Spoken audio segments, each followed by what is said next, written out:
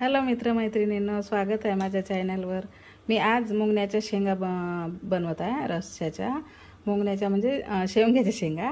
अशा शेंगा घ्यायच्या, शिलटे वरचे काढून घ्यायचे आणि त्यासाठी मी मसाला बनवत आहे।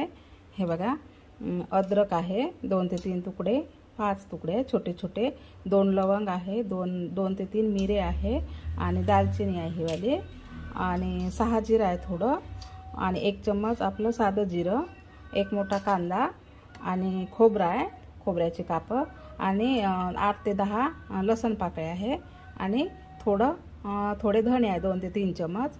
याला आता स्लो गॅसवर भाजून घ्यायचं आहे। फास्ट गॅस राहिला तर खूप वरून भाजून जाते आणि अंदर कच्चे राहते, त्यामुळे असं पूर्ण भाजून घ्यायचं आहे स्लो आचेवर। आणि आता आपण याला भाजून घेऊ। हे बघा, मी मिक्सरमधून छान असं बारीक असं वाटून घेतलेलं आहे। आता आपण फोडणीची तयारी करू।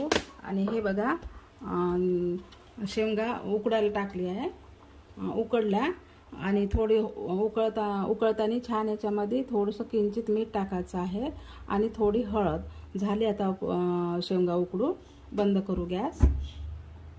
तेल तापायला ठेवलेलं आहे आणि तेल तापलंय पण। आता यामध्ये आपण मसाला टाकू। हे वाटण टाकून द्यायचं आहे आणि छान फ्राय करून घ्यायचं आहे।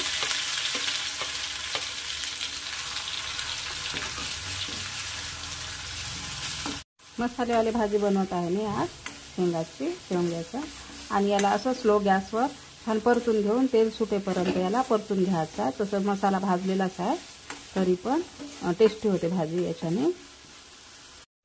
1 मिनिट मी परतून घेतलेला आहे आणि हलकंसं तेल सुटलेलं आहे याला मसाल्याला।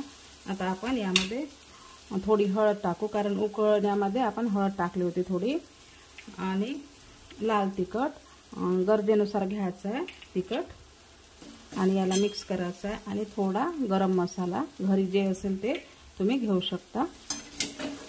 आता याला छान आणखी असं परतून घ्यायचं आहे। याला आपण 1 मिनिट छान असं परतून घ्यायचं। झालं आहे, परतून झालेलं आहे। आता आपण यामध्ये शेंगा टाकू, आणि या पाण्यासहितच टाकायचं आहे, कारण पाण्यामध्ये पण जीवनसत्व असते। याला आता मिक्स करून घ्यायचं आहे। 90% आपल्या शेंगा उकळून झालेल्या आहे।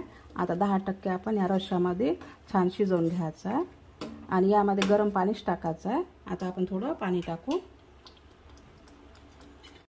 चवीनुसार मीठ टाकायचं आहे। तसे 2-3 व्हिडिओ मी अपलोड केलेले आहे शेवग्याच्या शेंगाचे, बघून घेसाल। आणि ते सिंपलवाले आणि सुकी भाजी टाकली आहे एक, आणि एक सिंपलवाली आहे, पण ही वाली मसाल्याची आहे, छान वाटते मसाल्याची भाजी। आता आपण याला उकळ्या काढून शिजवून घेऊ। 5 मिनिट झालेले आहे। आता आपण याला बघू शिजले की नाही, कारण तर शेंगा उकळूनच होते आपल्या। हे बघा, झालेलं आहे, तर याच्यातले दाणे पण निघत आहे शेंगामधले, छान शिजले आहे। आता आपण यामध्ये थोडा सांबार टाकू, आणि आता गॅस स्लो केला मी, सांबार टाकू थोडा।